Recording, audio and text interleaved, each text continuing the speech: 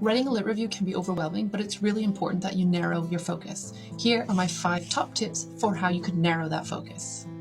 Tip 1, find out what topic you are most interested in and take a deep dive. Don't just scratch the surface. If you're interested in something, really get into it.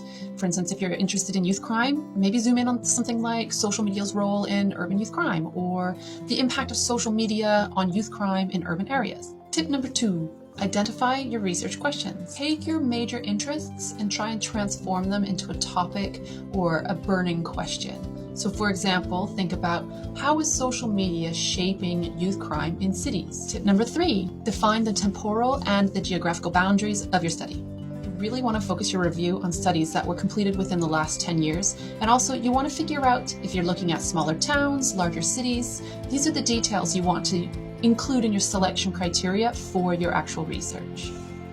Number 4, clarify your theoretical framework. You want to approach your lit review with a theoretical framework in mind. So for example, you could choose to study or examine studies through a lens of social learning theory. Maybe you want to consider how online behaviors might translate to offline actions.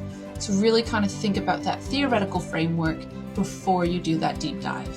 And finally, number 5, determine your methodological focus. Try and decide if you're going to focus on qualitative or quantitative. You need to decide a methodological approach that best suits your inquiry. So for example, you might decide to focus on quantitative studies that statistically analyze the relationship between social media use and the instance of youth crime. So there you go, my 5 tips for narrowing your focus within your lit review.